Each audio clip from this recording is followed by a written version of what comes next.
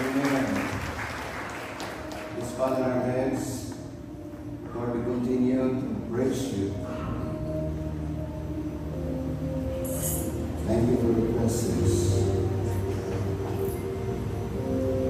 Thank you, Holy Spirit. Ang iyong presensya, Lord, makamukinangan. Nasayod ka, Lord, sa prayers at Sayang ka, Lord, what's going on. But today we humble ourselves, come before you. Mercy, O Lord. We are so desperate, Lord, of our situation. That's why we call upon the name of God, Jesus Christ, the King of Kings and the Lord of Lords. We cannot afford, Lord, na magpabayaan. We cannot afford na hindi na makita. Lord, a burden outside. Even kami for some time, nabiktima kami. But thank you, Lord, for your word. Even the testimony, Lord, this morning, your word has encouraged us that there is hope in you. Wala na nilain, Lord, ipangandoy sa mong kinabuhi but to be in your presence, because in your presence there is fullness of joy. Niyan kami, Lord, imong mga anak, imong katauhan, hunger and thirsty, Lord, sa imong presence and even your word. Thank you again, Holy Spirit, for your working power in the midst of us. And we are dedicating to you the remaining time of our coming together. Be lifted up, O Lord, be glorified in our midst, because you are the reason why we are gathered here today. This we declare in prayer with thanksgiving, worship, and praise that you deserve. In the mighty name of Jesus. Everybody say amen. Amen. Amen. Clap your hands again to the Lord. Come on. Sige, pahalo na, no? Find your seats. Are you blessed this morning? Thank you, Lyra, for sharing to us your life testimony. And of course, we thank God for His Word that is really sufficient. Grabe ka, abundansya ang pulong sa Ginoo. Can you please greet the person sa imong tapat in blessed morning to you?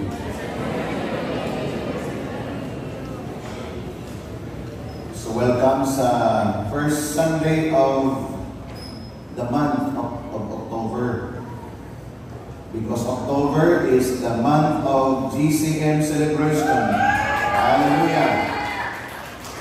So, inyo nang i-ready ang inyong mga invites beginning, of course, today. I believe nga doon ay mga VIPs, and then next Sunday, and then the other Sunday, and all Sundays to come.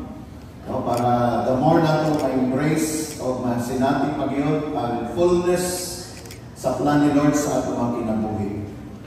I am overwhelmed every now and then. Of course, not only Sunday, but all the days. Because thy assurance, Lord, kami ang presence mag-uban sa ato. Regardless kung saan reality sa kawas, ang truth is, hindi mo katapad, ang Diyos maanakan mo. Yun na siya. Muna yung pinaka-importante. No? Pagkauban mo ang Diyos, pag-imo siya kauban matag-adlaw, bisan kung saan mahitabo, tunay Diyos, na dili lang basta Diyos, but Almighty, sovereign, power, source mo ng atong kauban. That's why even sa mga testings, pag siya mong kauban, grabe ang confidence. No? Kaya in Him, there is no fear. Walang kahadlok kaniya. Kaya ang Lord ay mag-take over sa atong mga kinabuhi.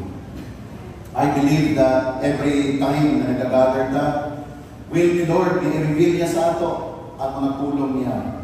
Will ni Lord na masabtan na ito ang iyang mga plano. Will ni Lord na maibawan mo ang imong identity. Will na ni Lord. Para dili ka ma-confuse. Every time na nagaduol ka sa presence ng Lord, ang will ni Lord na i-reveal niya sa imong insas siya o mag-reflect sa imong kinabuhi so that your life will never be the same again. Will na ni Lord igsoon, kabubuton sa Ginoo, mo na naninaog siya para iyang i-reveal sa ato akin sa siya.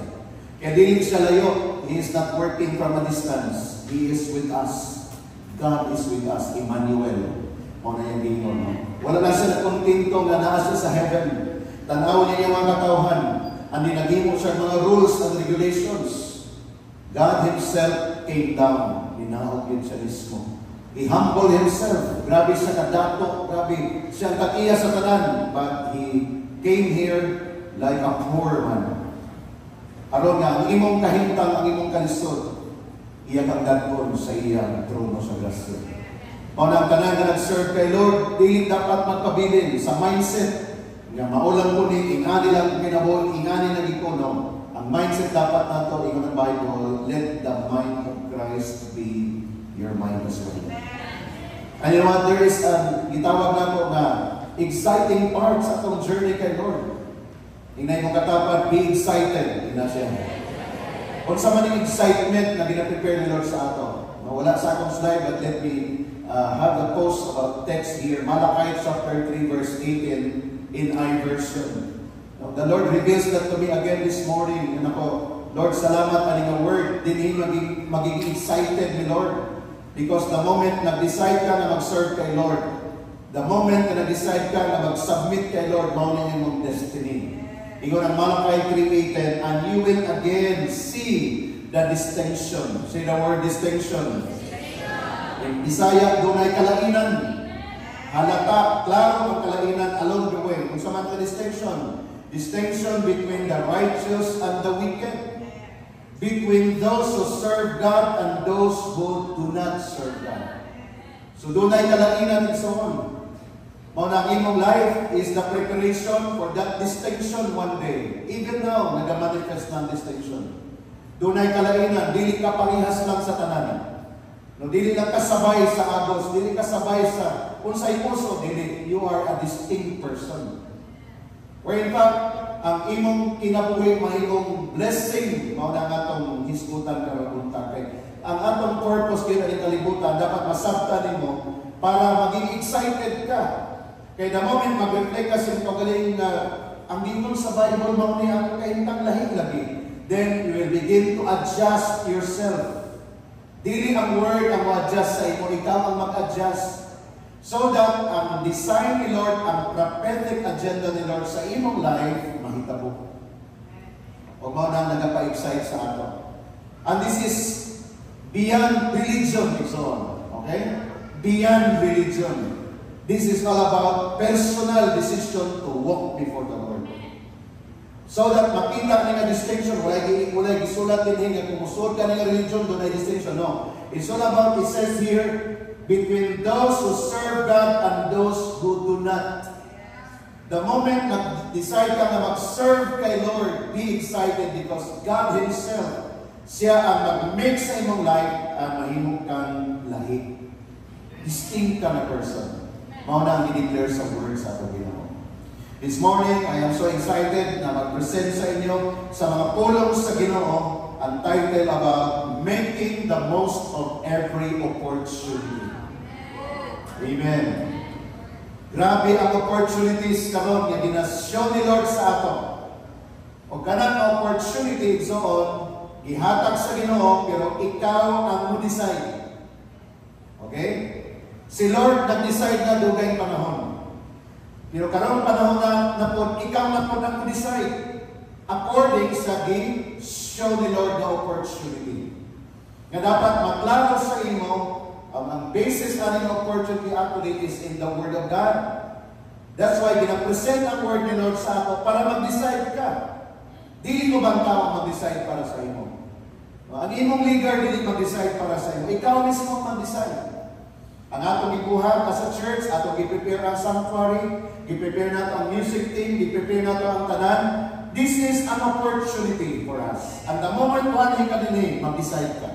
Kung sa imong desisyon, upadayon ba ko o dili? That's your choice. But as far as I am concerned, by the grace of God, mustan ko sa inyong tubangan para i-convince kamong tanan in the Word of God that your decision must be a decision in favor sa plano ni Lord. Can I hear amen to that? That's why by the grace of God, I will be sharing the Word. And by the grace of God, I will share the thoughts about it so that ma-convince ka after all na kining opportunity dili mo palabyon sa imong kinabuhi. Making the most of every opportunity. O kining opportunity makahatod sa imo sa level of your life na imong gaganiya sa Malakay 3:18, there will be distinction. Dunay kalanginan, dunay mahitabo. Ang imong kinabuhi will never be the same again. Regardless kung saan trouble sa imong palibot. Grabe ang trouble karong panahon na. O mao ni siya ang sign of the last days. Mao ni siya karon ang grabe ang contest karon between the devil and the righteous, between Satan and the kingdom of God. But salamat sa Ginoo na doon tayo avenue like this. Let me start para i-warn kitang tanan kung saan realities karon sa kalibutan. 2 Timothy chapter 3 verse 1 to 5. Mao ni siya ang ginasyow nato dinhi nga makita sa ato unsa ang realities karon nga panahon. So that after this mag-decide ka, magpabilin ba ka ning situation or mupalayo ka or maghimo ka desisyon not to be part of this anymore. This is an opportunity. Verse number 1, but mark this. Sa Cebuano pat, iman kini, markahi. Ayaw galinte, ayaw ipaliwala. Mark this. Kung sa siya, there will be terrible times in the last days. Kung inyo mapansin ang word niya, terrible, dili na ordinary. Dili na simple lang, terribly, isa Bisaya. Malisod, another translation. Sa ato pa, grabe ang fight nga mahitabo in the last days. Kaya kung wala ka na founded sa word, dinama-disgrasya ang imong pagka-religyoso lang. Unsa man nga mga terrible times, o mag-decide ka this morning, kung kini ba nagahitabo na, makita na ba ni mao na ba yung present sitwasyon karon? Then, magaruta sa verse 2, ingon ang verse 2, people will be lovers of themselves. Ang tawag niya na, selfish na. Ang ilahan na lang galingon na lang yatiman. Wa na sila pakialam sa uban. Another word, lovers of money. Nakita mo na ba? Lovers of money. Specific. That's why ang Bible nagsulti, the love of money is the root of all evil. Money is not the root of evil. It is not the love of money. Okay? Kaya inaaning batapan, okay lang na madatot ka. Okay? Ayaw lang hukmaan ang kwarta, labaw sa Diyos. Kana ang dili okay. That's why kung madatot ka, the more ka na in love kay Lord, dili ka ma-in-love sa iyong kayamanan. Si Lord, ang imong malove, the more. Kung kana din, gawas ka ang aming declaration, but nowadays, these are the condition of the people. Another is boastful. Grabe, no? Ang mga halata na kaayaw na naghimong dautan, mga pahinimog kaayaw. Klaro na tayo makita na ito. Evidence, terrible in the last days. Proud, abusive, disobedient to their parents, ungrateful, and holy. Grabe ang mga arrogance karon.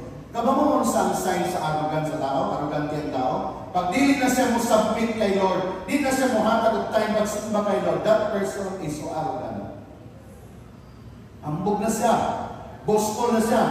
Kaya lang okay lang, sa dili ko mag-alaga, dili ko magsimba. Mas importante sa ako ang mga buluhaton, mas importante sa ako atiman na ako ang mga butanga. Gawas sa Ginoo. Yung ng Bible that is arrogance, ungrateful, and holy. Next verse, number 3. Without love, unforgiving, slanderous, without self-control, brutal, not lovers of the good. This is the word of God. This is our opportunity to be i-reveal ni Lord. Opportunity na ito nito. Para masayran ni mga kinilig na hitabo, dugay ng panahon na sulat na. It was a prophecy. And now it's happening. Ang purpose na ito, kunya sa last verse, makita ninyo, nga doon ay advice. na dapat ang pugaton. Before tama ito sa verse 5. Verse number 4, it says, treacherous, rash, conceited, lovers of pleasure rather than lovers of God. Mas ipalabing ang kahilayan kaysa ang pag-spend time sa presence ng Lord. Hindi ko gusto din niya mahimong judgmental. That is my purpose here. I am telling you the word of God so that you will be warned. Kasi ang verse 5 natin on, verse 5, having a form of godliness, but denying its power. Murag Diyos nun, pero walay gahom. Religyoso, pero sa luyo, delikado. Murag diling makabuhat o basto, pero makabuhat o planggana. Mas dako ang damage, no? So sa ibuhaton, yung ng Bible, have nothing to do with such people. Sa Bisaya, likayi ining mga tawanan. Tingnan mo katapan, likayi. Pero hindi mo katapan, ayaw na siya likayi. No? Kay naningkamot na siya na mahaong ang kinabuhi sa pulong sa Ginoo. And I believe hindi na namin lang pang-explain. Because you know what? My prayer diya sa aming Quran kanina, Holy Spirit, come, move, minister, convict our hearts, so that these opportunities, Lord, mahimo na mo ng blessing. Mag-remind sa ato. Prayer na ko nga, kitang tanan nga niya rin maging mindful ka. In 2 Timothy chapter 3, verse 1 to 5, for sometimes ba nahitabo ni sa ako, kung nahitabo ni, I will work on it, Lord, na dili siya mag-remain sa akong ginagawa. Can you hear an amen? That's our prayer this morning. Because terrible times are coming right now. Nakita natin ang tanan. Though, of course, wala sa ato yung ang klaro na ebidensya, pero the situation is so clear for us. And yet, these people, na di tagos na mabiktima, but this is a warning for all of us na dapat ihibalo ka sa imong opportunity. Because nowadays, i-present ni Lord sa ato, sa church, sa iyang mga katawhan, kay natay pagabuhaton, doon na may role to play. Doon na kay special na mission, kumbaga. Part ka sa agency ni Lord nga mag-create of momentum so that all of this situation one day, through the Word of God, they will be warned. That's why we keep on ministering to people. Are we learning this morning? Another verse na itong pagkatanawin. Actually, doon na lang 5 points later sa atong reflection, but let me just give you all these verses right now.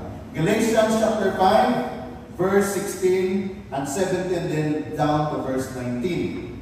So I say, ingon si Paul sa mga taga-Galatian Christian, walk by the Spirit and you will not gratify the desire of the flesh.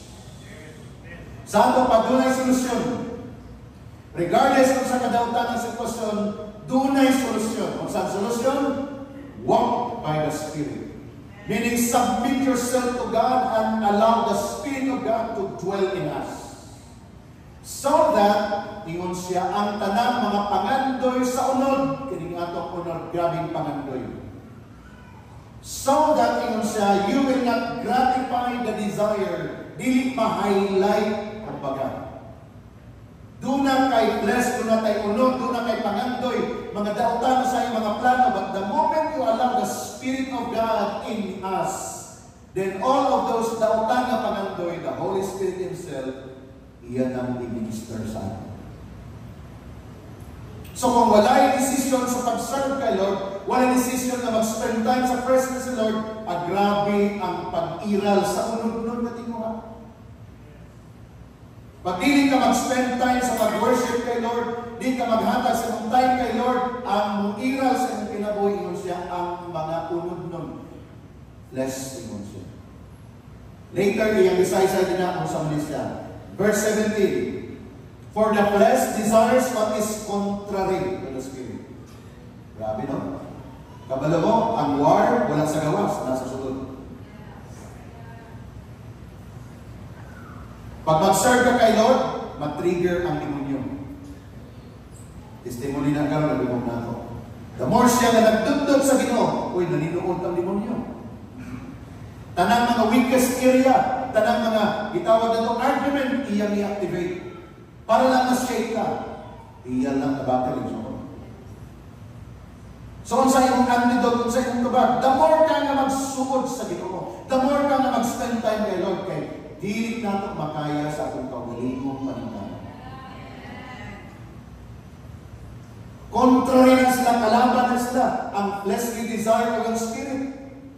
Ang spirit of God, gusto na mag-commune kay Lord. Gusto na mag-worship kay Lord. Ang imong unod, ngayon, gigapoy ko. Ang espiritu gusto na siya na kanunay in-tune kay Lord. Ang imong unod, gusto na kanunay mapuno sa mga kalimutan ng mga utang. That is why we make this as a serious business, discipleship. From the very root word, discipline. Say the word discipline. Kung wala ang seryoso na pagdisiplina nato sa pagkagalingon in line with our walk with the Lord, kanunay kang building. Kanunay kang madaog. Grabe ang temptation sa palibot. Beware of this example. Kung dili ka seryoso yung paglakaw sa Ginoo, kay balo mo, dagang option. Si Satan maghatag option. No? Pag seryoso na imong journey kay Lord, nagka-disciple ka na, gitagod-tagod na yung ibang detalye sa imo, si Satanas mag-offer of option. Kung sa yung option, ayaw lang kay diha, dinilang sa ilaha, kay mas okay na dinhi. Diha, grabe na diha na stricto, diri okay lang ang option sa demonyo na. Kung dili ka aware niya na kabiktima ka, and a lot of Christians, doon na sa option. Labi na ang taandagan. Ako hindi, buy one's option.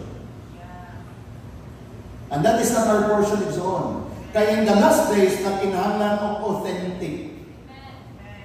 Ang kalibutan karon na kinahanglan ng authentic na. Tinuod na. Kaya kung dili tinuod, wala'y makita kong tinuod ng ministeryo sa Diyos. And we are given this warning this morning. Ingon siya, they are in conflict with each other so that you are not to do whatever you want. Wala ning option. Kaya ito, grabe yung desire. Gusto ka magpa-disciple, magpaayos na sa area. Karoon lagi option na lang. This is just a warning. Kung dunay sama nga na nag-battle sa imong ito. Gusto ka na mag-invite ka na ito. Open na yung balay ka nito para sa buratong sa Ginoo. Karoon medyo relax na. Kung naaman, dili nga na kaseryoso. Kaya nga naman, you buy sa option. This is a warning. If God is talking to you right now, and you will receive this by faith in your heart, I believe, I usually not the Lord saying it. Let me proceed to the next verse. Verse 19. Ni Ana. Kung sabi mo sa verse 19, the acts of the flesh are what? Tingnan mo katapan, obvious. Kung sa Bisaya sa obvious, halata. Laro kaayo. Di na kinanang tagoon. Obvious kung sa Malaysia. Number 1, sexual immorality. Obvious. Acts of the sinful nature na. Acts of the flesh na siya. Kung di ka aware, kung hindi ka nag-serve kay Lord, pero you are living on that sphere. Madisip ka. Kung di siya doctrine ni pastor, teaching ni pastor, this is from the Word of God. Sexual immorality, impurity. Nahugawan. Debauchery. Next verse, idolatry, witchcraft, hatred, discord, jealousy, fits of rage, selfish ambition, dissensions, factions. Grabe no? Isa-isa. Di man ito hindi nga kanang area, strong mo diya, yung area, okay lang ito. You have to do these things. Or else, optional. Again, the Word of God, wala sa share sa ato para i-condemn ka. That is not the purpose of the Word of God. Para i-condemn ka. Never si Lord mag-condemn. Ginapresent niya sa ato so that we become pure and then become an effective ministers ni Lord. Ikinagdan mga ministers man. That's why ginashow sa ato kining mga obvious na mga utang para hindi na biktima. Eh kung nakakakaroon ani nga areas of life, then the Holy Spirit na convince sa imo, mag-ask of help. How can you get out from this situation? Because this is not of the Lord. And this is the Lord's working sa akong tanan dito. Are you still there? Again kung maka-feel ka this morning, nag-condemn ka, that is of the devil. That is not my purpose. My purpose this morning is to bring the love of God, the plan of God in your life, so that mag-decide ka, Lord, thank you sa grace mo, Lord. Thank you, Lord, sa iyong favor sa ako, Lord, this morning. Lord, I will make a decision not to stay in this situation anymore. Next verse, 21, envy. Yan. Drunkenness. Yan, klaro na. Orgies. Mga kailipgon. And the like. Sa Bisaya, magdangan pa. Kinilang mo sa mga abuse. Kinilang mo sa mga klaro, pero ubay-ubay pa. Pero nga wala sa gisulatanan, because the moment ang Holy Spirit magpuyok na sa imo, dito na ang iyang working, mag-convict na siya sa imo. Oh, that is not pleasing to God. Oh, that is not pleasing to God. That's the Holy Spirit in one. Muna yung butang niya, and the like, kung dagdag pakuhan. Ingon si Paul, I warn you, as I did before, that those who live like this will not inherit the kingdom of God. Are you there? So see? Kaya kung imo na mo siya option, okay lang, grace the Lord, lagi, grasyahan ko sa Ginoo, di na kumahawa ni, usapan nga na, nag-apos ni ko ni, ingon ang Bible, sorry, at the end of your life, you will not inherit the kingdom of God.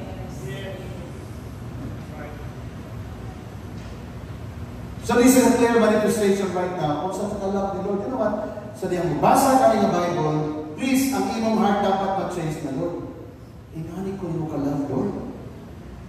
Di mo kung giwarning nga ng Lord, di mo kung gihatagan ng truth, Lord. Ingani ko yung kalab. Kung maminaw ka sa working sa Holy Spirit, mauna ang iyong response. Pero kung maminaw ka sa hukong sa demonyo, mayon ang demonyo sa iyo, mawa ka diha, ikundi na napunta. Dili ka nila lang. I-condemn ka nila, tanawa, pag imong sala, ikundi na. Awa ka diha, mauna yung hukong sa demonyo. Pero hukong sa Ginoo, nanong i-reveal na ko sa inyo, because I love you. I want you to get out from this situation because I want you to join me in my place that I prepared in heaven one day sa iyang tawagon ka na or mawaring ko. Can I hear an amen to that? So that kitang tanan mga igsoon, maandam na because again, this is an opportunity na gihatag ni Lord para sa ato. Aron kitang tanan maayos ang atong kinabuhi. Pag mao ni atong isulog ang next ni mga verses. Pagabot sa verse 22, do na tayo isulog. Kaya atong atong hugason, atong ning isulog. Kung sa man atong isulog, but the fruit of the Spirit is love, joy, peace, forbearance, kindness, goodness, faithfulness, gentleness, and self-control. Did you read that? Atong basahon from verse 22, ready, go. But the fruit of the Spirit is love, joy, peace, forbearance, kindness, goodness, faithfulness, gentleness, and self-control. Mao na atong i-master. Tingnan mo katapat, congratulations. Mao na yan atong i-work out. Kaya naman katong sa flesh ka ganina, di na tuloy mong kinagtunan. Bunga na to sa atong old nature. Di na rin mong kinagpraktisan to. But kining bunga sa Espiritu, mao na atong embrace o mao na atong tutukan every day. This is how to combat the work of the flesh and receiving the work of the Spirit. 9 fruits of the Holy Spirit will manifest on us. Kaya kung wala pa kanini, mao niya itong hilakan sa inyo, mao na itong i-humble down sa presensya ni Lord. Lord, I am struggling, kini self-control, Lord. But I know your grace is sufficient. Dili ko mundag, Lord, hangtod mag-possess na ko kini ng kind of attitude. O uban pa niya na magutan. Faithfulness, goodness, peace, love, joy, forbearance, kindness, and love. Mao niya ang opportunity natin isuon. Nga obvious tayo sa Bible, naggapat kini atong ma-embrace all the more as you go. You know what? Kung kini atong ikinabuhi, pag mag-manifest sa sunod sa balay, sa relasyon sa nagtiayon, makaingon na ka, heaven. My marriage is heaven. My family is heaven. Why? Because we embrace the fruit of the Holy Spirit. Nagalong ko, maunitan na natong prayer. Mauni ang tanan ng desire sa mga panagtiayon. Mauni ang dugay ng ipangandoy sa bana na ito sa iyong asawa, sa ginikanan sa iyong mga anak, and then mag-snowball na igsoon na spirit sa gawas na moment may tabok sa ato sa sunod. God is looking for an authentic experience sa iyang word. O mauni ang atong ginatrabaho, mauni nga nung doon tayo discipleship journey, nga nung doon tayo mga PID, ILD, nga nung doon tayo mga self-group simbalay, because of this igsoon, na gina-work out na to. Gina-check na to every now and then. So that masiguro na to na we are walking in the right path according sa design sa ating Biblia. O kung naghimo na kanini, all the more na yung pagabuhaton because a lot of people are looking at you for your life becoming the same of yours. Amen? Again, this is more than just a religion. This is life itself ni Lord na gusto niya ang atong ma-embrace so that itamtanan makasinati unsa gid kanindot ang life pag gamiton ka na ni Lord. And here is now the thing that God wants us to remember in these last days. Ephesians chapter 5. Ephesians chapter 5. Verse 15 mag-start.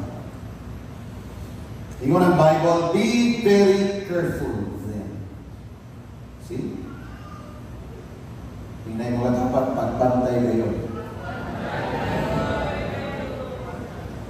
Nga nang mabantay ka, kay daghan ang bantay mo. Marigyan na akong verse sa Romans chapter 8, verse 19. For the world is waiting for your manifestation. Grabe mo. The world is waiting with an eagerness in their hearts for your manifestation. Ang kalibutan nito nagtanaw sa imong paglambok, sa imong pakuswag, sa imong pag-showdown. Nagtanaw sila. O salamat sa Ginoo nga dili sa imong paningkamot, mahitabo. Kundi sa imong pag-embrace sa Spirit ni Lord. That's why worship is very important because we are here in the context of the presence of God. And the blood of Jesus, very powerful na prayer natin every Sunday morning here. Applying the blood of Jesus, all aspects of our lives, declaring it from our head, from our face, from our hands, from our back, from our feet, and from our side. Applying all those blood in Jesus so that imong fullness, ma-full, makita sa ato because the world is waiting with an eager expectation for our manifestation. Hinay mo katapan, manifest. Hindi kang Tagalog na manipis na. Manipis, manifest. Meaning mag-show down, mag-show up, makita. And the Lord will make that happen to you. Mahitabo siya. Be very careful then how you live, not as unwise, but as wise. So karon makita na ninyo how to live as a wise person. Una-una, know the revelation of the Word. So that tama ang imong mga itawag na ito, diskarte. Tama, isakto. Nga naman, doon na kay Word ni Lord. That is how you live as a wise person. Next verse, is verse 16. Making the most of every opportunity. See that? Making the most of every opportunity. Meaning to say, when opportunity knocks at you, and that opportunity is for you to go up higher, then make the most of it. Grab it. Kaya meaning atong Sunday celebration, this is an opportunity. To spend time in the Lord's presence every day in His Word, that is opportunity. When your leader calls you for a cell group, virtual man na, ma-face-to-face mo na, that is an opportunity. When the call for conquest in every places, as long as you are here and you're available, walay conflict na mga major, make the most of that opportunity. Be there. Because God is calling you to make the most of every opportunities. When someone na nagkinahanglan and you have something to give and to share, make the most of every opportunity. So many opportunities on. And that is living a life as a wise person. And Bible should be, because the days are evil. Kaya kung dili ka magbuhat kung sa'y nindot maayong buhaton, ang demonyo walay undang sa patinggan niyo sa mga tao. Kung walay nag-invite sa imo, kung walay nag-share sa ako gospel sa dihang high school days pa sa akong life, kung walay nag-invite, nagtyaga sa ako, nag-explain sa gospel, walay pastor prior na nagpanong dito. Because that person, that pastor na nag-spend sa ako sa pag-explain sa gospel, he make that opportunity. Kung wala sa iyang huna-huna, nga Charlie Pryor na indisiran sa gospel, mahimong pastor. Wala ko sa iyang huna-huna. Because that person, he makes that opportunity to share the gospel with you. Ang imong leader na nag-invite sa imo, nakakita siya sa opportunity. Uy, this is an opportunity. Friend na ko, kailan ako, akong i-connect, akong invite sa church, opportunity. Kung sa nangyayari na ka sa church, maminaw ka sa kay Lord, mag-embrace ka sa gipahimo ni Lord sa imo din, then that is already your personal connection to God. That is an opportunity. Why? Because the days are evil. Kasi Satan, naghimo siya daghan mga style pamagi para ang tao mag-ihis lang sa presence ni Lord. Kung sa iyong ginagamit, kwarta.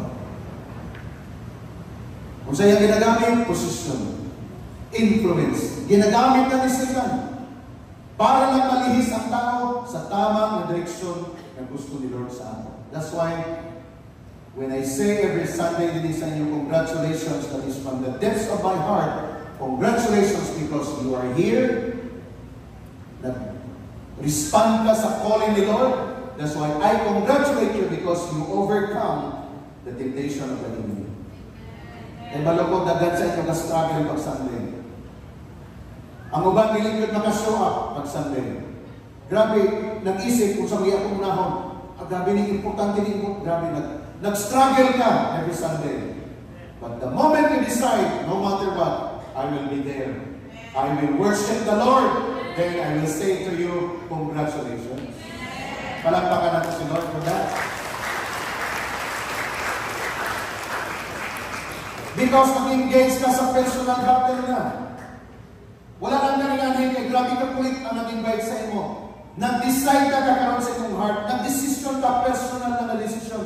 Even one day, mag-miss akong leader na magpahinundong sa akong na Domingo, I will make sure, Lord, that I will be there. That is already your personal decision because you take advantage of that opportunity. And one day, Lord, behold, daghan nag-invite, daghan nag-inganyo, na naman, evident na sa imo, nakita na sa imo, na-change ang imo. Because the moment imo ng buhaton, you are free from the works of the devil. Kung ano sa hate sa devil, worship. Pag makita na niya ang tao na mag-worship na sa tinuod na Ginoo, puro-puro lang demonyo. That's why pati ang worship, gusto pa sa demonyo ang kuhaon kay Jesus, di ba? Temptation niya kay Jesus. Nakita ni Mari, yung isyo ang kayamanan sa kalibutan. Ingon si Satan, hatag na po ninyo kung musimba ka ka na mo. Grabe ang desire ni Satan. Si Jesus mismo, gusto niya pasigmahon niya. So therefore, para kay Satan, ang worship, grabe na siya, critical sa iya. Kaya as much as possible, babagan ka niya na mag-spend time sa mong devotional. Babagan ka rin naman sa church. Babagan ka rin naman sa mong cell group because that is all about making an allegiance to the true God. The days are evil. That's why be careful sa imong mga moment. Sa panahon sa simba, be careful kung asa ka. Panahon sa cell group, be careful kung asa ka. Satan is there to tempt you. The days are evil. Hindi mo katapat, be very careful. Verse number 17. Therefore, do not be foolish, but understand what the Lord's will is. Muna itong ibuhat ka ron, praise God. Ginasabot na ito kung saan kabukot mo ni Lord. Do not be fool. Do not be ignorant sa word ni Lord. Wala na ilang insoon na masaligan nato sa panahon nato pagkabalangan. Ang ato mga leaders sa gawas, mga political leaders nato, napalpak na sila sa mga words. Grabe ang mga promises during election time. Grabe ang mga promises pag nagbisita sila sa ato mga community. And then, ang mga tao, maukyap sila, salamat, nabisalahan kami ni Mr. So-and-so, ang pinalaga na leader, so-and-so and so forth. One day, naman itong isaan? Naman itong ilang isulti? Failed na sila ito. That's why yun ang Bible, therefore, do not be foolish, but understand what the Lord's will is. Balik lang ka sa pulong sa Panginoon. Pwede siya sa imong mindset na delayed na na-fulfill. Pero the Lord said, it will surely come. When you receive something from the Lord's word, promise, and then you take hold of that word, ingon si Lord, it will surely come. That's the will of the Lord. Verse number 18, it says, do not get drunk on wine, which leads to debauchery. Instead, be filled with the Holy Spirit. Hindi mo katapat, mapuno ka sa balang Espiritu Santo. Mga nga itong ikinahanglan. So, dili lang ka kayo napuno ka sa balang Espiritu, magsilang ka speaking in tongues, praise God ka na speaking in tongues ka, but ang Holy Spirit mag-guide sa imo para insakto o tama ang imong mga desisyon. Dili ka may impulsive lang, dili ka maging emotional lang na yung Holy Spirit. Mauna ang gingon, be filled. Mapuno ka dapat. Diba? Sige na kong insulte, and I say it again to you. Ayaw pag imong promesa, kung grabe ka ka-emotional, grabe ka ka-malipayon, kay most of the time, that promise will need to be broken. Gano'n man, emotional ka lang that time, so grabe ka ka-happy. Kaya nag-promise ka, grabe mo nanindot ng mga words ni mo, ang improvisya ka lang, nag-star-star mo na iyang panglantaw, kaya gisaaran mo. Pero emotion mo na ito. Pag subside sa emotion, wala. Another thing, yung psychologist, and this is the truth, don't make any decision when you are sad and lonely. Kaya 99% that decision is wrong. Why? Sad man ka, lonely man ka, sukok man ka, na-decide ka, then katong nahimasmasa na ka, ay sorry, sa iyo mo, ito na, wala na, nasulti na. Kung na. That's why, mubalik ka sa word, be filled with the Holy Spirit. Kaya okay lang na mag-enjoy ka, maging happy ka. Ayaw lang sa promise. Kaya mga nasawa, pag-iing ba na malipayon, yung nagsahan, oops, okay, okay, honey, sweetheart, salamat niya na, pero kung yan na lang tapos istorya pag musubside ng imong kalipayon. Kung sa ito yung mong ka ganina, ito joke naman to eh. O ayaw ko pag-agree, pag nag-decide siya, kay grabe sa kalo, grabe ka, mingaw, kinaboy, nag-decide, ayaw ko pag-agree. Pag-istorya na ito, pag okay na ka. Huwag dahil yata ka na-discuss siya. Kung inganak ka taso, kung inganak ka ubo ang emosyon. Are we learning this morning? Once again, sa word of the Lord, be filled with the Holy Spirit. Next verse, verse 19. Speaking it to one another with psalms, hymns, songs, speech from the Spirit, sing and make music from the Lord, from your heart unto the Lord. Mao nga ito activity zone.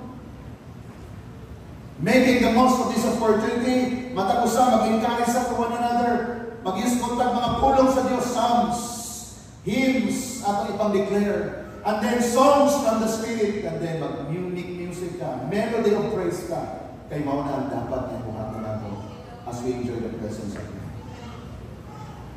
Verse number 20, it says in the last verse of God, always giving thanks, hindi mo katapat, padayon sa pagpasalamat sa Diyos.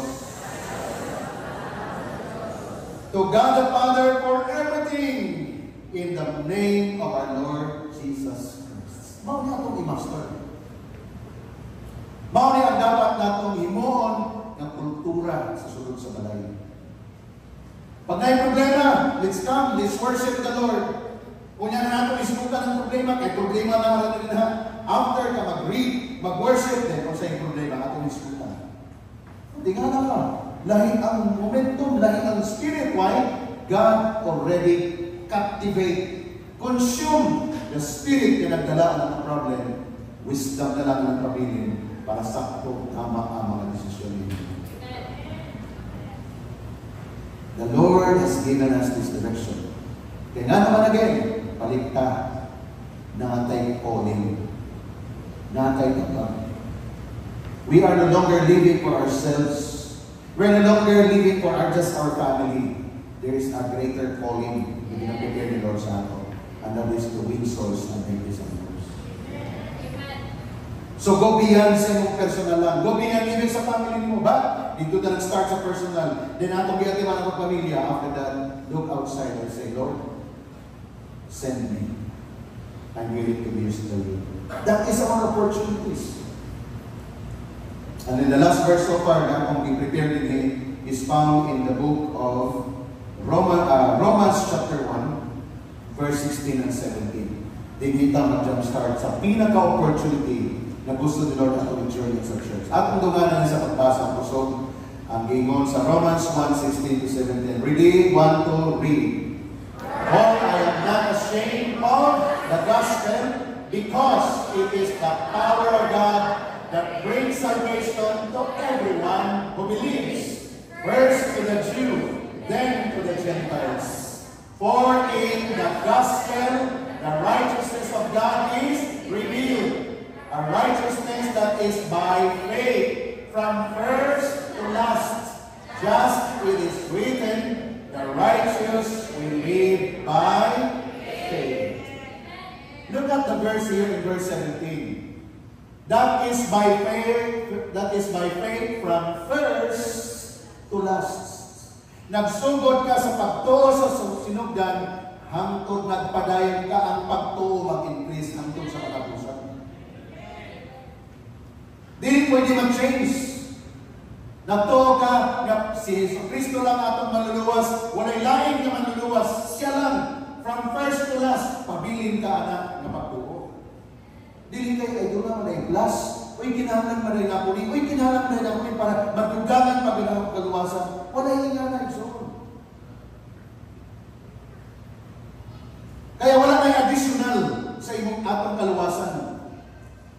Strengthening only for the gospel. Kaya balikan natin verse 16. Kitang na lang mag-decide nga, di na ito ikaulaw for I am not ashamed of the gospel. Yan, wala na sa ato din yung maulaw, mag-share sa gospel na naman. Di na atong gospel. Gospel na ni Lord nga mag-bring of salvation. Ang iyang word ha, to everyone. Walay gipilit. Walay gipalami. Anan. Kaya walay limit. Inayin mo tapad, walay limit. Ang atong ministry, dili ka, oy, pastor, paano ta? 800 na, pastor, okay na, pastor, walay limit. Muundang lang ka kung mubalik na si Lord o i-rapture na niya. Undang na, wala na. Samtang wala pa na kaniabot, walay limit. Ang atong pag-spread, ang atong pag-invite, ang atong pag-connect, pag mag-bring sa gospel kay mao ni siyang gahom sa Dios.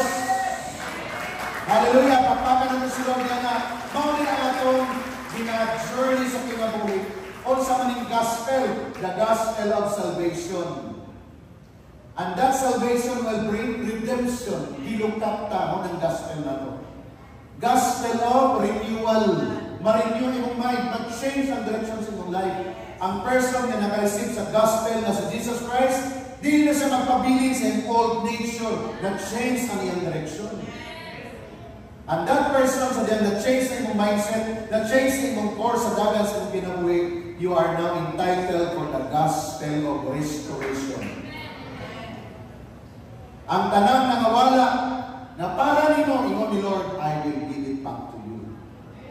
Because I redeemed you. O ba na nakapa-excite sa atin? So, mo na ang gospel na kung binaspread, na kita ang unang nag-embrace by faith. Wala makita ni mga tao na nag-live by faith, na bisag wala pa ang manifestation sa physical, wala pa siya nag-milyonaryo, wala pa rin ang mga grabe na panlangin, pero kay na-faith sa iyang heart, nagpagamit na kay Lord. Grabe nga faith na. And the moment nagpagamit ka kay Lord, nani na ang continuous flow sa blessing na moabot sa imong kinabuhi. You know what? Kini verse na nahimo na akong revelation verse akong life when I embrace this journey sa discipleship. John 15:16. Grabe nga rema na sa ako. Lord, ang sekreto di ay nga mulambok ang akong kinabuhi, nga mabukas ang langit para na ako, Lord, o para na akong mga leaders sa GCN family, hiningingon ni mo, Lord, sa John 15:16. Kung sa gingon din yung verse, you did not choose me, but I chose you and appointed you. Kung sa yung reason, so that you should go and bear fruit. Kung sa klaseng bunga, fruit that will last. See? Kung saan na siya? Soul. Ang sekreto diya sa bukas na langit, ang panalangin mo abot, ingon ang last na line, that whatever you ask, the Father in my name, the Father will give it to you. Basta kay, nagbunga ka. Kaniyak to, wala pa ko aning revelation, gusto kay kumakayo kay Lord, bisag kung saan na lang, sarado ang langit. Nga naman, huwag may bunga. And I begin to understand, Lord, daghan Lord ng mga souls, Lord, daghan ng maluwas, Lord, namin i-baptize, Lord, namin gina-process, Lord. Smile na tayo po mo sa iyo, Lord. Father, kung saan na lang, tabaw na ka, daghan ko ipamayo mo. And the Word of God said, the Father will give it to you.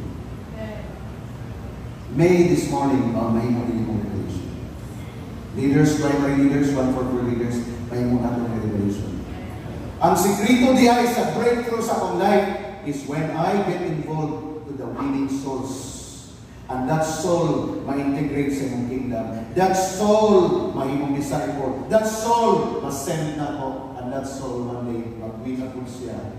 Mag-disciple, consolidate na po siya. Mag-disciple, mag-send na po siya. Then the process will go on and go on sa Lord. Ask whatever it is. Kaya balikan natin ang Romans chapter 1. I am not ashamed of that gospel. Because that gospel is not my gospel, it's the gospel of God. So, unsa man ang imong share, ang testimony. Like, the testimony ka na nato nagamog. Nag-share sa siyang life testimony. Because of the gospel na nag-impact sa iya. I, for myself, I am blessed with the testimony. Because of the Word of God. So, hindi mo katapan, making the most of every opportunity. Making the most of every opportunity. Declare it once again. Ready, go. Making the most of every opportunity. So, what are the opportunities? Pwede ba natin i-plus tanan, idungan lang ito tanan, kung ano itong lesson learned this morning. Bawa na itong mga takeaways this morning. Opportunities are knocking at your door. 5 opportunities. When we reflect the Word of God, this is our opportunity. Opportunity to be right with God. Ang pinakauna. Oportunidad nato ni mga igsoon na mag-decide ka, na mubalik ka, maayos ka, balik sa Ginoo. Imo ng opportunity. Salamat na kay leader, salamat po na nag-invite sa inyo. Salamat po na kay family karon, GCM family. Salamat sa Lord, di kami bilangin yung pastor na inyong i-acknowledge. Salamat kay Holy Spirit, but mag-decide ka. Ikaw ang mag-decide. Kaya bisa kung sa pa ang buhaton din, mag-invite me sa inyo, mag-provide bisa kung sa, kung ikaw, dili ko ka mag-decide, that opportunity will not come to you. Can I hear an amen? So, opportunity to be right with God. Number 2, opportunity to change and be transformed. Opportunity din so. Walang kagibugos na ma-change. Walang kagikulata dali para lang kamabago. Pero isultihan ka sa pulong sa Ginoo, ang imong spirito dapat bukas. Kamu mag-decide ka. Lord, dili mo na ka malimpayan. Mag-decide ko. Balikuan ni Lord, dili na ko ano. Mag-decide ka. Kaya di sa nung sa paibuhaton sa leader nimo, kami dali kung ikaw, wala din kay inner conviction mag-decide na change. Mag-struggle ka na sa Lord. One day, madaog ka sa enemy, mawakas pasin. Kaya igawas na bali mo, grabe temptation sa gawas. Ingnan ka sa imong barkada, simba-simba. Tanawan mo kinabi, simbahay, relax kayo eh. Happy pa ka na. Ikaw na hino na nawili lang. Kung wala kay foundation.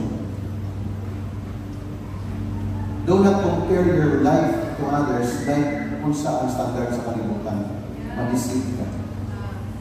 Labi na karon, daghan mga tao na nadato, wala yung relasyon sa Diyos. Wala tinuda na yung relasyon. Nakadato sila. Ikaw mauna yung basihan. Hindi naman din nadato. Kaya may ginoo-ginoo. Yung ginoo, yung hindi naman ng ginoo. Pwede maliay. Pero kaya mo ka, saan marunong sa unahan, o hindi ng tapo. Don't be deceived. Opportunity to change and be transformed. That is your opportunity. Number 3, opportunity to share your life testimony. Find time this week and so on. Mangita ka higayon. Can I share my testimony to you? Can I share or sa gisugdan ni Lord sa ako? Pwede mo ka mag-share sa imo? Grabe, karoon ng mga simana, grabe ang word ni Lord sa ako. Pwede give it so on. That is your opportunity. Invite your friends. Kung doon na kay extra money niya, matingala siya sa iyo. Imo siya invite, mag-coffee ka. Bro, mag-coffee ka. Pinta ba? Timala man yung friend invite pag-coffee. Kaya dito pag yun sa coffee na tayo 250 ang baso.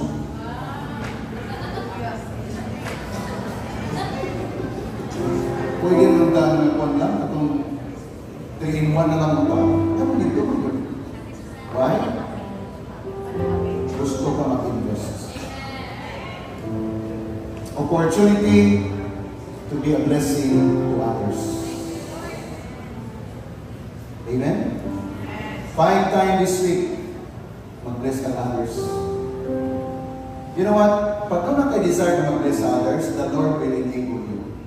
Ay, ang tanaw sa sunod sa bulsa. Mag-desire ka, Lord.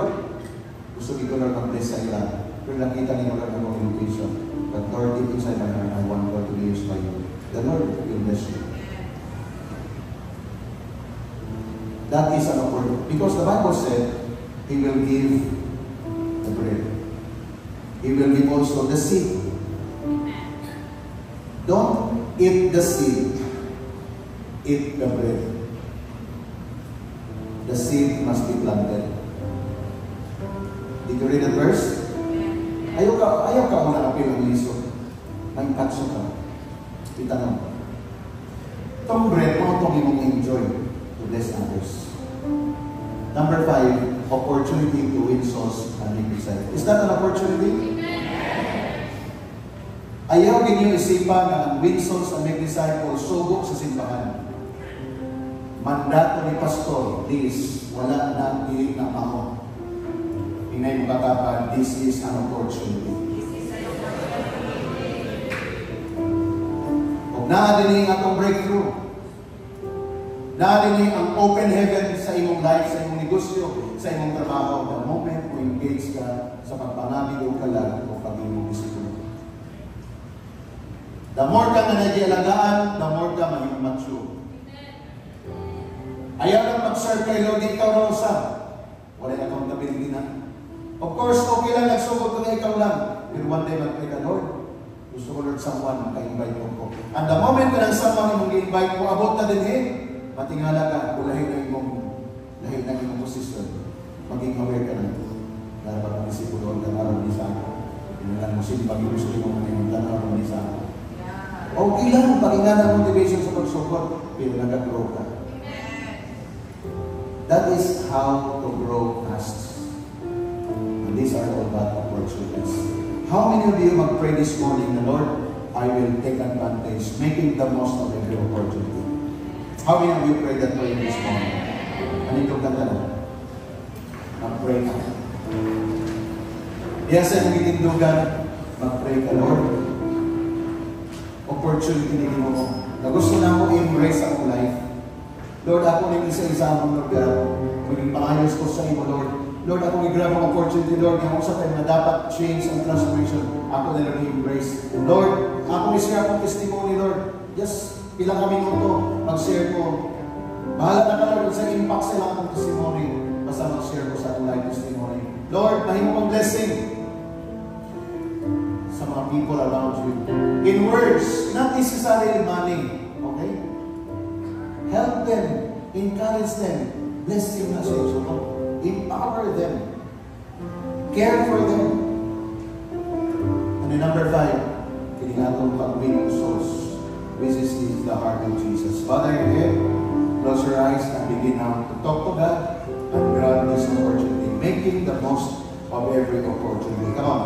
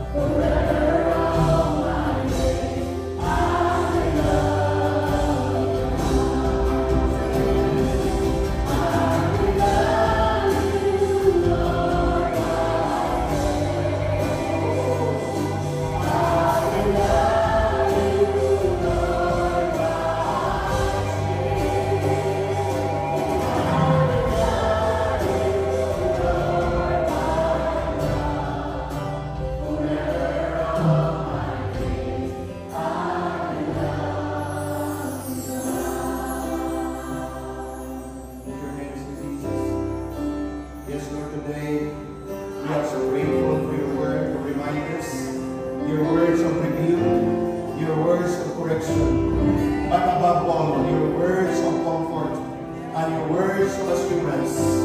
We'll receive them, Lord. We'll grab that opportunity, O God, and let your anointing flow to your people, O God, as we do it, O God, in your way, today and for the days to come. This is our prayer in the name of Jesus. Everybody say,